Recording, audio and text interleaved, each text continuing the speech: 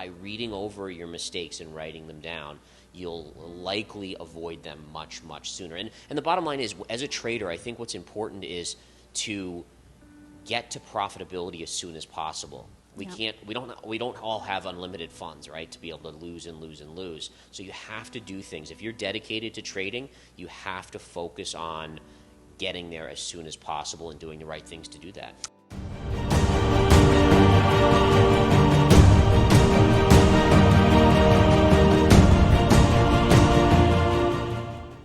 Hi, and welcome to Gold and Crypto News. In today's video, Gareth Soloway analyzed the market outlook for Bitcoin, gold, and the DXY following the increase in interest rates to 9.1%. Gareth outlines why education is such a vital part of the path of every trader. Gareth has been a pro trader for more than 20 years. He devoted his early professional years to the study of technical charts. He developed his own trading strategies using his own money, including the confirmation signal, three-tail theory, river theory, cycle analysis, and a keen sense of market mood and timing. Make a comment. Subscribe and like the video. See you soon. I think, so number one, the trading sentiment when it was at 68, 69,000 was just insane. I mean, it was at the level that, and again, this was early in my career, but the dot-com bubble back then, it was at the same level of hysteria. Where, I mean, you had numbers being thrown out there that were so ludicrous that it just was, I mean, as someone who comes from the stock market, you know, when you're talking about, oh, it's going to 1 million in like a month or two or whatever, it just doesn't make sense. So you see that, and then kind of when you get into the psychology of it, as you see things adjust, you're right. At Bitcoin sub 20, that's where people start to get nervous, right? Yeah. So once you got to 30, there were so many people that jumped on the bandwagon and said, oh, we're going to 20. But then when it got below 20, that's where people started to get nervous, and now we've seen it just recover just above 20. So I still think it's got more downside. I really do. If it's anything like the dot-coms, it's going to get worse before it gets better. But there are bouncing opportunities, right? So for instance, I'm long Bitcoin right now, still with a target of 25.5. Really? But I'm not going to hold it for 70,000 or 60,000. It's a short. I think there's so many other things. There's so many other things that the investing public need to recognize, like the dollar, right? The dollar plays a huge role in commodities and in Bitcoin. Bitcoin's kind of a commodity at this point. So the fact that the dollar's been ripping so dramatically higher has put pressure on it. And I think the dollar is going to pull back, and that should actually help Bitcoin. About a week ago, I was expecting it to kind of stall out, and it's still pushed up. I think it is down today, last I checked. But you're right. I was surprised at how extended it got. Mm-hmm.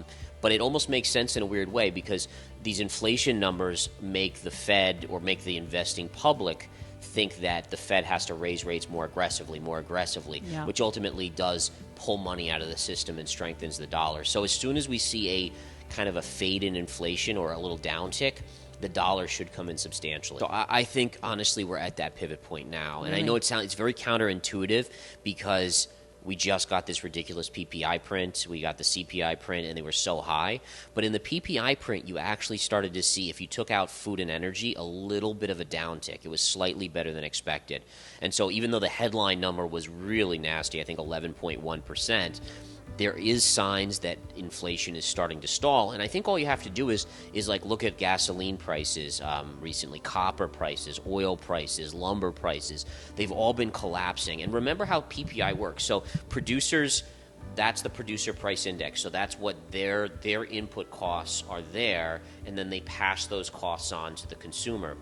So it makes a lot of sense that the producer side will see the first downtick in inflation, and then it will be passed eventually on through the CPI to the consumer. So I think we're there. And again, the chart on the dollar is hitting major resistance here. So I actually think that this is the pivot point, and I think it could trigger a Bitcoin bounce to 25.5, maybe 28. I think it could create a dollar bounce, a gold bounce, a silver bounce, and even a stock market bounce here. I'm still a huge bull on gold. Yeah. I mean, everywhere I look, it's, and again, gold is something that takes a long time to play out. I've been a little surprised at how big the dip has been in gold recently. But if you look at the dollar, it kind of makes sense how much the dollar has ripped up. But I do think that the gold chart is going to have a rebound as soon as the Fed takes their pressure off the interest rate hikes. Right. And you start to see kind of the investing public and the institutions realize that we're heading towards a recession. How bad is the recession going to be? Will the Fed then have to reduce rates and maybe print money again? It just starts this big cycle again for the reasons to like gold as a protective asset. Oh my goodness. Yeah, so I think if you look at lower income, middle income people who are spending most of their money on rent, on food and energy, it's much, much higher, right? Yeah. But we know that when they factor in what the inflation rate is, they're taking into account, TVs and all these other things, right? That aren't necessarily the best gauge for lower and middle income families. So I think inflation is probably higher to the average American out there. For sure. I mean, I would be absolutely shocked if not only do we get a soft landing, but then how is it not going to be a horrendous recession at some point that they can't get us out? And it makes me worried that the stock market could have seen its highs for like the next 10 years, which really stinks. If you're an investor, especially your age group, my age group, we're relying on the stock market to go up for retirement purposes. And if you get 10 years of just sideways action, that's troublesome. So I would say gold is probably the main one. I hope eventually Bitcoin. It just has to mature into an asset. I think the most important thing to remember about Bitcoin is that it's 13 years old, right? 2009, now we're in 2022. And remember, and people, by the way, people before it collapsed were always saying, oh, it's inflation hedge and all these different things, recession hedge. But in reality, it was a risk asset. It will mature. I like to say to people, like, how many 13-year-olds do you know that are logical, not erratic, right? Pains. Like, yeah. So you have to expect that type of a young market to just be really crazy. Yeah. In 20 years from now, I think it's going to be a much more stable market. I think adoption is going to be key for Bitcoin. I think regulation, as bad as people were like always like anti-regulation, many people are now saying please regulate it because Celsius is filing for bankruptcy, Voyager, all these different things, and people are losing money. Now they want the regulation, right? But regulation is so important for the adoption by institutions and hedge funds. They need, and pension funds. I mean, people don't mention pension funds a lot, but there's more money in pension funds than almost anything else. There's trillions and trillions of dollars. And I always say if they just allocate like 2% into Bitcoin would be like $500,000, right? Yeah. So the only way they're going to do that is if they get some framework from the government and some protections. So the positive is that we've already seen a decline in gasoline and oil. Oil was like just a couple weeks ago $124, $25 a barrel, yeah. And now it's I think in the mid 90s or so. So it's coming down. And oil almost fixes itself, right? This is the weird thing about oil and gas is that the higher it goes, the more people adjust their driving habits to drive less, which then is a demand issue, and demand shrinks, and then it brings the price down. But I think just the fear of recession, and if we do get into a recession, I think you'll see below $75 in oil by the end of this year. I really do. Now, you have to, as a hodler or even as an investor, you have to be ready for it to go lower, though. I would dare say is that use it if you have the ability to dollar cost average, right? So even if it's $500 a month putting it in, it will bring your overall average down. And I do think that there's a huge upside at some point. It may be years away, but you have to start building for the future, right? It's all about building for the future. So at this point, it's too late to get out sub 20. It's less like, well, it's down from 69 to sub 20, or it's right around 20. You've missed that opportunity. But I think as long as you stick with it, the worst thing a hodler can do is change themselves from a hodler to a panicked emotional investor and say, oh my goodness, I just lost this much money, I got to exit. That's exactly what markets do to you. They make you, believe in a thesis, and then they'll push you to the extreme to get you to dump that thesis. So I would say just pick up a little bit more as it drops. Understand, I have downside to like 12,000, 13,000, but I've been in bear markets where things go way lower than even I think. And so you just have to be ready for it. And again, just buy a little bit more. Don't over leverage yourself. You should never have all your money in any one thing.